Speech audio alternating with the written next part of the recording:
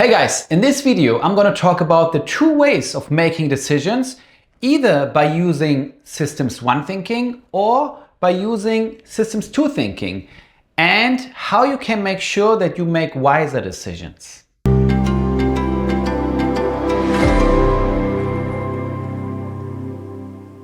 When it comes to decision making, there are two different ways that we can make a decision. We can make a decision using systems 1 thinking or systems 2 thinking.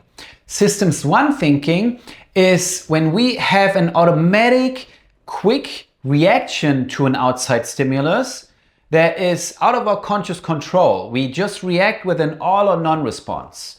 It's a black or white response where we either go towards something that is supporting us and where we get a quick dopamine fix, meaning you get a dopamine rush in our brain where we know this is going to make us feel good and we're happy right now. That is more of an impulse towards that, or we have an instinct away from something that we think is going to be challenging to us, that is going to threaten us, where we have more of an adrenaline away from that. And also that reaction can be out of our conscious control. We just react. And both of these reactions are systems 1 thinking. That is, if you imagine you have a light switch that is either on or off. It's what's called a monosynaptic reflex. So there's only this option. It's either turned on or turned off. And so that is more based on the subcortical area of our brain, with our amygdala, which is responsible for the fight or flight, or our nucleus accumbens, which is more for immediate gratification. So that is more of the oldest part of our brain, that is more the emotional center, the survival center. And if we make decisions only based on that part of the brain, it is usually more of a short-term thinking, of an emotional thinking, and we will probably find out about the drawbacks that our decision came with later on, and we will then feel the pain afterwards. If we have more systems 2 thinking, which is more of a rational, a little slower response to an outside stimuli, where we have conscious control and think certain things through and mitigate the risks and weigh the pros and cons of our decision that we're going to make.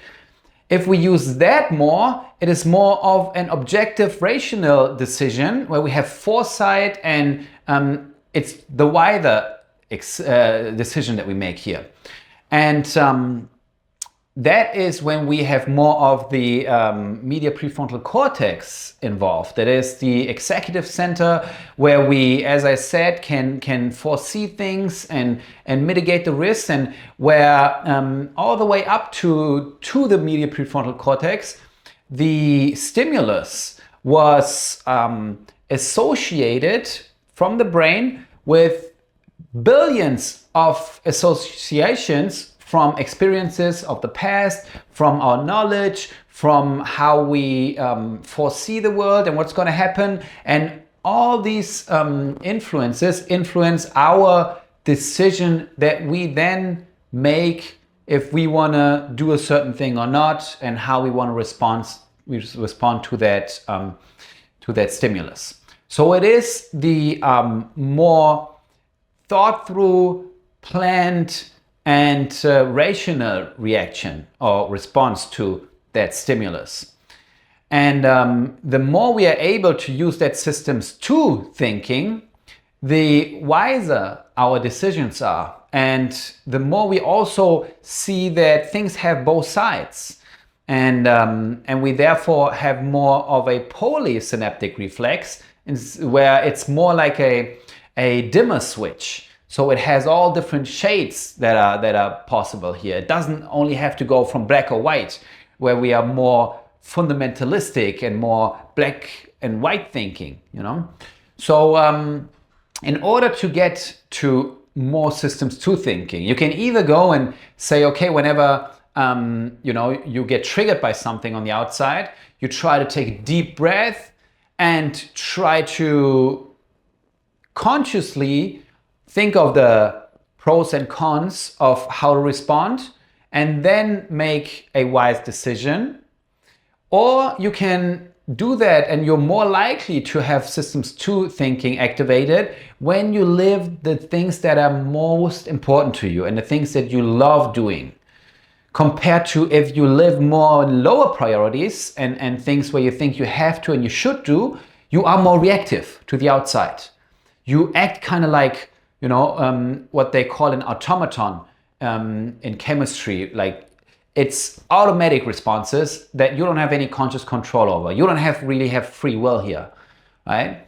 So that is the other option. You can try to look at how can you align your life more with the things that you love to do, and that will increase the chances that you see more of the a balanced perspective of the pros and cons, and then respond more wisely to your outside world. So you're not too reactive to the outside world. You actually are in charge, and you are governed by your own brain and yourself. Whereas when you are more reactive, other people govern you.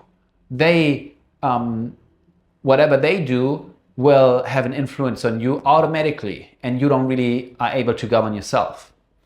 So that is the second option. The third option is also to make sure that you don't have so many blood sugar highs and lows. So the more you eat like sugar in your day, the more you will spike up your blood sugar, and the more you will then afterwards drop down and are in a low. And the more you go through these volatilities, the more you're also likely to use more of a systems 1 thinking, where you react more to the outside world.